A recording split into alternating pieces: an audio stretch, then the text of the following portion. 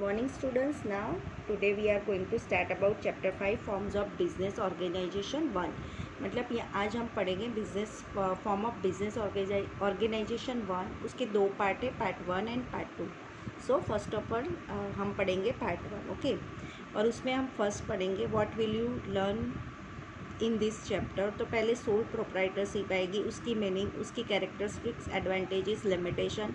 फिर business run by Hindu undivided family, HUF बोलते हैं उसको. Meaning, characteristics. पार्टनरशिप आएगा, meaning, characteristics, advantages, limitation, types of partners, types of partnership form, registration of partnership form, partnership deed और agreement. तो ये सारी चीज़ ये टॉपिक में है. पर फर्स्ट ऑफ ऑल हम पहले इंट्रोडक्शन पढ़ेंगे फॉर्म्स ऑफ बिजनेस ऑर्गेनाइजेशन का. तो along with the time the need of man has increased and become worried. Man become incapable to satisfy his need by himself, so he needed the help of the people. Thus the trading activities began through better system. Therefore a class of people came into existence in the society who started spending time and energy to satisfy the need of people by exchange activities, goods, services and money. This class was called traders. For activities of purchases and sales, they introduced a different arrangement. Thus, the different forms of business organizations such as sole proprietorship, partnership, Hindu undivided family, HUF, cooperative society, and joint stock companies came into existence one after the other. Okay. तो पहले के ज़माने में आपको पता होगा business कैसे होता था. मनी से नहीं होता था, बाटा सिस्टम चलती थी. पता है आपको बाटा सिस्टम मतलब जब भी कोई चीज़ से चीज़ एक्सचेंज करने की होती थी उसको हम मनी नहीं देते थे. कोई भी चीज़ एक्सचेंज देते थे, एक्सचेंज टू कोई चीज़ को हम एक्सचेंज करके लेते थे, पैसे देते नहीं थे. उसको बोलते बाटा सिस्टम. ओके. धीरे धीरे टाइमिंग चेंज होता गया, चेंजेस हो गए, मनी फिर आने लगी, पैसे बनने लगे, फिर धीरे धीरे बिजनेस शुरू हो गए. कोई भी गुड्स या सामान की सर्विस आप करते हो तो उसका बिजनेस मनी का ट्रांजैक्शन शुरू हो गया. कोई भी चीज़ खरीदो या बेचो उसके पैसे देने पड़ते हैं या लेने पड़ते हैं. ओके, ऐसा होता है ना. और उसके बाद जब भी बिजनेस पहले इस तरह चलते थे तो धीरे धीरे उनमें जो जो चीज़ें चेंजेस आने लगे तो उन चेंजेस के हिसाब से हर एक पर्सन के हिसाब से उनकी नीड के अकॉर्डिंग ज़्यादा चेंजेस करने लगे. बिजनेस में नेचुरल चेंजेस आते ही है ना. पहले के टाइम में राजा महाराजा का समय था, वो उनके जो रूल्स अगेंस्ट था उसके हिसाब से चलते. अब इंसान की अपनी नीड होती है ना, तो उनकी खुद की ज़रूरत होती है ना, वो तो हमको पता ही है. तो हमको जो नीडेड की इंसानों की जो नीड्स होती है कभी भी ख़त्म नहीं होती. इनकी वजह से हर एक इंसान अपने वजह से बिजनेस करने लगा. ओके. वो चेंजेस के हिसाब से बिजनेस में भी चेंज आने लगा. ओके. जस्ट फॉर एग्जांपल पहले के टाइम में क्या होता था, हर एक पर्सन अपना खुद का बिजनेस करता था, है ना. अकेला बिजनेस करता है. फिर मैं नई चीज़ें करूँ, उसकी प्रोडक्शन करूँ, फिर उसको बेचूँ. बाद में पार्टनरशिप आई. फिर पहले उसको अकेला बिजनेस करता था, उसको बोलते हैं सोल प्रोप्राइटरशिप. फिर उसके बाद चेंजेस हुए. फिर अकेले पर्सन को ऐसा लगा कि जैसे मैं बिजनेस मुझे संभाला नहीं जाता है ना, तो फिर वो धीरे धीरे उसने लगा उसके साथ किसी मेंबर्स को या फैमिली मेंबर्स को जोड़ दूँ. कुछ और लोगों की मुझे ज़रूरत है, तो उसने अपने साथियों को, अपने और दोस्तों को, फैमिली मेम्बर्स को उनके साथ में मिलकर कोई काम कर ले, है ना. तो वो सारी चीज़ें टाइम चेंज हुआ कि भाई अब मेरे अकेले से काम नहीं हो रहा है, तो आप हम लोगों का साथ दो और हम मिलके काम कर सकते हैं. तो वो मिलके काम करने के साथ को क्या बोलते हैं, पार्टनरशिप बिजनेस चलने लगा. ये चेंजेस भी आता है. कोई बिजनेस जो होता है अपने फैमिली मेम्बर के साथ भी करते हैं. जैसे दूसरे के साथ करो उससे अच्छा है, तो फैमिली बड़ी होती है तो फैमिली मेम्बर्स के साथ भी मतलब कोई जैसे कुटुंब बड़ा होता है तो फैमिली बड़ी होती है तो अलग अलग बिजनेस करते, तो सब साथ में मिलके कोई एक ही बिजनेस शुरू करे. तो इसीलिए पहले ये भी डिसाइड होता है कि फैमिली मेम्बर के साथ भी बिजनेस हो जाता था. पहले के टाइम में ऐसे सोचते थे, पर हम अलग अलग बिजनेस कर रहे तो उससे अच्छा है कि हम सब साथ में मिलके, रिश्तेदार मिलके कोई बिजनेस करते हैं ना. तो उसमें जो प्रॉफिट मतलब वो उसका प्रॉफिट अलग होता है और उसका अलग टाइप कहलाता है, अलग फॉर्म बनते हैं. फिर आगे बढ़ के उसमें और चेंजेस आने लगे, पार्टनरशिप आने लगी, फिर परिवार में बिजनेस करना, बहुत छोटा बिजनेस हो गया तो हमें इतना बड़ा बिजनेस करना है कि पूरी इंडिया में चले, तो फिर वो एक नया बिजनेस बना। उसके बाद उन्होंने उसकी और उम्मीद बढ़ी कि हमको इंडिया में क्यों, हमको तो आउट ऑफ कंट्रीज़ करना है, पूरी दुनिया में चले, वर्ल्ड में चले। फिर धीरे धीरे उनकी बिजनेस में बहुत सारे चेंजेस होते थे। वो सारी चेंजेस के जो बिजनेस के अलग अलग वो फॉर्म है। तो यहाँ इंट्रोडक्शन में वही है कि जो बिजनेस के अलग अलग फॉर्म बनते हैं उसको बोलते हैं बिजनेस, फॉर्म्स ऑफ बिजनेस, और उसके टाइप्स, और उसके अलग अलग टाइप्स भी है ना। तो यहाँ पे हम उसके टाइप्स भी पढ़ेंगे। ओके, पहले हम पढ़ेंगे meaning. Sole proprietorship is such a form, sole proprietorship, the form of sole proprietorship is the oldest and simple than the other forms of business organisation. This form came to existence right from the beginning to trading in rapidly changing world.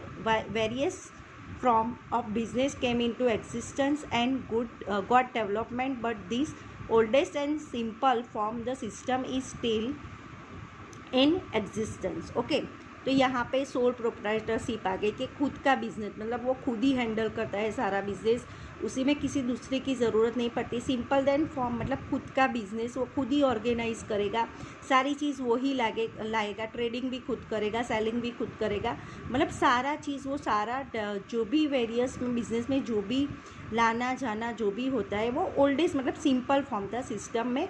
तो वो पहले आता था sole proprietorship. फिर उसका meaning है soul proprietorship is such a form of a which the form of own manage and control by only one person. Okay, तो ये सारा पार्टनर मतलब सोल प्रोप्राइटरशिप क्या होता था, जो खुद ही हैंडल करता था, खुद ही उसका ऑनर भी खुद ही होता था और कंट्रोल भी वो खुद ही एक ही पर्सन मतलब वन ही पर्सन करता था।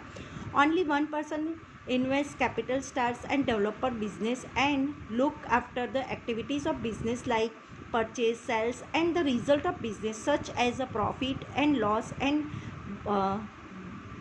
borne by him only। मतलब जो भी करना होता था वो खुद ही करता था, जो भी लॉस हो प्रॉफिट हो जो भी चीज़ होती है तो वो अकेला ही हैंडल करता था। परचेस करना, सेल करना, जो भी रिजल्ट आए बिजनेस का प्रॉफिट या लॉस वो सारा जो भी होता था वो खुद ही हैंडल करता था। According to the Louis and Henry, sole proprietorship is such a form of business organisation in which there is only one person in the top who is responsible, who directs activities of business and bears the risk of failures only himself. From the definition one can understand that a lone traders or a sole proprietorship is only a wholly responsible whole business is carried out under his directions and the risk if business like a loss or involuntary rest on his shoulders only. मतलब वो जो सारी जिम्मेदारी होती थे इसमें जो भी प्रॉब्लम होता है, लुइस हेनी ने वो बताया कि सोल प्रोप्राइटरशिप में बिजनेस में ऑर्गेनाइजेशन जो करता है, जो भी ओनली वन पर्सन थे, जो भी रिस्पॉन्सिबल भाई वही होता है। जो भी एक्टिविटीज़ के बिजनेस में उसमें फेलियर मतलब फेल हो जाए, फेल भी जो होता है तो वो खुद ही करता है। और उसके डेफिनेशन भी मतलब आपको समझ में, अलोन द ट्रेडर्स उसका एक ही खुद ही स्ट्रेसर मतलब उसका मेन ओल्डेस्ट पुराना फॉर्म है। आप मैंने पहले ही बताया कि sole proprietorship is such a form of business organisation in which there are only one person at the top who is the responsible, who directs activities of business and bears the risk of failures only by himself. Okay, तो वो सारी चीज़ें इसी में आती है। Okay, तो वही एक ही होता है सोलो मतलब एक ही वन पर्सन होता है जो ये सारी चीज़ें हैंडल करता है, एक ही इंसान वही रिस्पॉन्सिबल होता है और वही होता है। ओके, तो यहाँ पे हम पढ़ेंगे अब उसके कैरेक्टरिस्टिक्स। ओके, तो उसके बाद हम पढ़ेंगे उसकी कैरेक्टरिस्टिक। ओके, फर्स्ट है easy to establish. Their process is to establish the sole proprietorship firm is very easy. Complexities is lost. It do not affect. Any person can start lawful trading at the place of is clicking. मतलब आपको किसी की ज़रूरत नहीं पड़ती। कोई भी business चालू करो तो आप खुद भी शुरुआत करते हो, तो आप कोई भी 6 महीने आप कोई भी बिज़नेस करने का ट्राई करो, कुछ भी सरकार से कुछ भी लाइसेंस लेने की ज़रूरत में, कोई चीज़ की आपको ज़रूरत नहीं पड़ती है। कोई भी पर्सन अपने आप खुद ही ये बिज़नेस स्टार्टअप कर सकता है, पर 6 मंथ के बाद उसको आपको एक गवर्नमेंट का सर्टिफिकेट लेना पड़ता है। मतलब 6 मंथ गवर्नमेंट खुद ही आपको ट्राई करने को बोलती है। तो उसके बाद अगर बिज़नेस अच्छा चल रहा है तो 6 महीने के बाद, मतलब 6 महीने के बाद उसको लाइसेंस बनवाना पड़ता है। लाइसेंस बनवाने के लिए उसको कोई प्रोसीजर सिंपल सा ही गवर्नमेंट का जाके एक फॉर्म भरना है और उसको 1 हफ्ते में उसको लाइसेंस मिल जाता है। और इसीलिए सोल प्रोप्राइटरशिप भी इजी टू एस्टैब्लिश। ओके, फिर उसके बाद आती है capital, power of administration. Capital in the sole proprietorship, the owner himself invests the capital. If the funds and capitals insufficient, then he can run business to borrow money also. The owner himself is responsible to return this borrow money. मतलब वो खुद के लिए अपने पैसे ही खुद को invest करने पड़ते हैं, दूसरे को इन्वेस्ट करेंगे नहीं। और बाई चांस में उसको किसी भी कमी पड़े पैसे की तो बैंक से या किसी से पैसे वो लोन ले सकता है, अदरवाइज़ वो खुद ही उसको इन्वेस्ट करना पड़ता है। सोल प्रॉपर्टीज में कैपिटल की जो भी रिस्पॉन्सिबिलिटी है वो मालिक की होती है, पैसे लाने का जो भी करने का काम होता है वो मालिक का ही होता है। उसके बाद आता है power of administration. Sole proprietor himself is the administration of business. Generally, the owner himself looks after the purchase, sale, collection, accounting work and other activities. He himself, if the owner business and the himself is manager, he needed to help can be taken from the members of family, relatives or salaries person. मतलब एक ही person रहता है, वो power उसका administration खुद ही का होता है। जब जनरली कभी उसको किसी की परचेज के लिए, मतलब आफ्टर परचेज, सेल कलेक्शन के लिए, अकाउंटिंग के लिए, किसी की उसकी एक्टिविटी के लिए कोई पर्सन चाहिए तो उसको वो सैलरी पर्सन से वो रख सकता है। बाकी अदरवाइज़ वो खुद ही करना पड़ता है। पर कभी कभी मालिक को कोई हायर करता है, जैसे सैलरी पर्सन की तरह वो ऐसे कर सकता है, वो पार्टनर नहीं कहलाता है पर उसको सैलरी देता है, तो उसको बोलते हैं पावर ऑफ एडमिनिस्ट्रेशन। मतलब पावर ऑफ एडमिनिस्ट्रेशन में प्रोप्राइटर सोल प्रोप्राइटर ही होता है, पर वो एक सैलरी पर्सन ही वो सारी चीज़ करता है। ओके, फिर उसके बाद आता है freedom of work and quick decision. Sole proprietor has freedom regarding the business. He performs the activities of business with the intelligence and the experience under total the freedom, and he himself is the owner, can take quick decision with ease. मतलब freedom work का जो भी freedom होता है वो खुद ही उनको लेना पड़ता है। मतलब वो खुद ही सोल प्रोप्राइटर होता है, वही खुद ही डिसीजन लेता है। उसको मतलब उसका खुद का मतलब उसको ही फ्रीडम मिल जाती है कि वो ही खुद ही सारी चीज़ें, सारी एक्टिविटीज़ का परफॉर्मेंस वही करेगा, बिजनेस भी खुद ही चलाएगा। उसकी इंटेलिजेंस ही उसके एक्सपीरियंस के हिसाब से वो बिजनेस चलाता है। टोटल फ्रीडम उसकी खुद की होती है, जो ऑनर होता है उसकी होती है, दूसरा कोई उसमें डिसीजन नहीं ले सकता। ओके, तो freedom of work and quick decision खुद ही सोल प्रोप्राइटर्स का ही होता है। फिर आती है liability for payment of debts is unlimited for sole proprietors. Unlimited liability means that for payment of debts, the creditors can put claim on the personal proprietors or proprietor of sole proprietors in the court of law. In other words, it can be said that when sole proprietors incur loss in the business, debts go on increasing and the payment of debts, if there are influential funds in the business, then sole proprietor is liable to pay total debts from his personal properties. मतलब उसकी liability भी खुद की ही होती है जब भी कोई पेमेंट करना होता है। अनलिमिटेड फॉर सोल प्रोप्राइटर, मतलब उसकी कोई लिमिटेड नहीं होती, जो भी वो सेम पेमेंट कर सकता है कुछ भी, पर उसकी खुद की लायबिलिटी से वो पेमेंट कर सकता है। वो creditors can be put claim, मतलब अगर वो कोई पेमेंट करता है और कोई भी मतलब उसके ऊपर कोई भी क्लेम, मतलब वो कोई कभी पेमेंट की उसकी जवाबदारी से वो पेमेंट कर रहा है पर कोई जवाबदारी उसकी सक्सेस नहीं जा रही है, तो वो एक पर्सनल प्रोप्राइटर्स क्रेडिटर्स उसके ऊपर मतलब क्लेम भी कर सकता है। और सोल प्रोप्राइटर्स अगर in the court of law की मतलब जो गिनती गने वर्ड्स ऑफ लॉ, तो उसमें वो बताया गया कि सोल प्रोप्राइटर्स इसमें कोई भी बिजनेस में लॉस जा रहा है या फिर उसको क्रेडिटर्स को पैसे देने पड़ते हैं, क्रेडिटर उसके पास से पैसे मांग रहे हैं, मतलब उसने बहुत सारा पैसे उठाए क्रेडिटर से लिए, अगर वो पैसे नहीं चुका पा रहा है तो वो क्रेडिटर्स के उनको पैसे देने का जो क्रेडिटर्स उसको क्लेम करता है तो उसको जो भी पेमेंट देनी होती है तो वो उसको खुद ही देना पड़ता है। अदरवाइज़ वो लोग क्लेम करते हैं तो उसको उसकी रिस्पॉन्सिबिलिटी सोल प्रोप्राइटर्स की ही होती है। अगर वो नहीं दे पाता तो उसकी प्रॉपर्टीज़ या कुछ भी मतलब liable total debits from the personal properties में से उसको देना पड़ता है, उसकी प्रॉपर्टीज़ बेचनी पड़ती है, कुछ भी करके उसको अपना जो भी उसकी लायबिलिटी हो मतलब उसका जो भी मतलब जो भी उसका जो क्रेडिटर्स मांग रहे हैं मनी तो उसको देना ही पड़ता है। फिर maintenance of secrecy in sole proprietorship as the traders is the sole owner of business, the secrecy is maintained, मतलब उसको खुद को अपनी मेंटेनेंस करनी पड़ती है secrecy and personal contact। फिर in sole proprietorship as the working area of business is limited person contract with customers can be maintained by keeping focus on the changing taste of customers, their requirement, fashion, demand, etc. More satisfaction can be given to customers।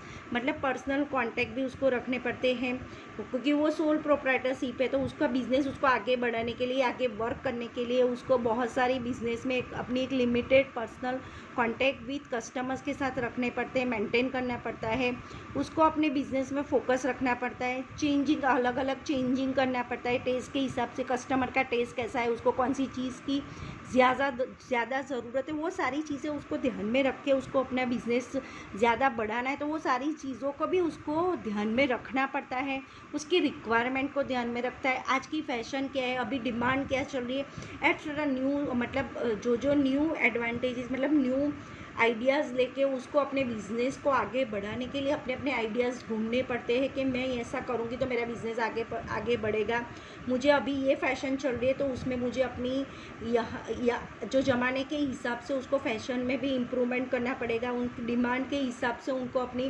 Quality भी देखनी पड़ेगी, सारी चीज़ों को उसको देखना पड़ेगा। More satisfaction can be given to customers को ज़्यादा से ज़्यादा उनको सेटिस्फेक्शन देना पड़ेगा तो ही उसका बिज़नेस चलेगा। मतलब वो सारी चीज़ें सोल प्रोप्राइटरशिप को जो खुद बिज़नेस करता है उसको देखना पड़ता है, सारी चीज़ें उनको करनी पड़ती है क्योंकि वो खुद ही अपना बिज़नेस चलाता है तो वो सारी चीज़ें उसको अंदर ध्यान में रखनी पड़ती है। 8 नंबर है centralisation of ownerships and management. In sole proprietorship the owner himself is the manager, thus there is a centralization in ownership and management in the business organization on owner and management are different entities। okay? तो यहाँ पे जो भी management होता है मतलब ownership खुद की होती है तो सोल प्रोप्राइटरशिप खुद ही अपना मैनेजर मतलब अपना मैनेजर भी खुद ही होता है। हिमसेल्फ इज़ द मैनेजर मतलब जो भी बिज़नेस करता है वो सारी चीज़ें खुद ही सेंट्रलाइज मतलब पूरी ऑनरशिप मतलब जो भी बड़ा बिज़नेस होता है तो वो सारी सेंट्रलाइज का ध्यान भी वो खुद ही रखता है, मैनेजर भी खुद ही होता है, मैनेजमेंट भी वो खुद ही करता है। And in other business organisation the owner and management are different मतलब उनका मतलब दूसरे का और उनका बिजनेस में ऑर्गेनाइजेशन में डिफरेंशिप होती है, अलग अलग ऑनर्स की अलग अलग डिफरेंशिप होती है तो भी उनको देखना पड़ता है, वो मैनेजमेंट सारा उसको देखना पड़ता है। ओके तो यहाँ पे कैरेक्टरिस्टिक्स मतलब उसकी विशेषताएं फिनिश होती है। Tomorrow I will explain you उसके advantages. Okay students, thank you.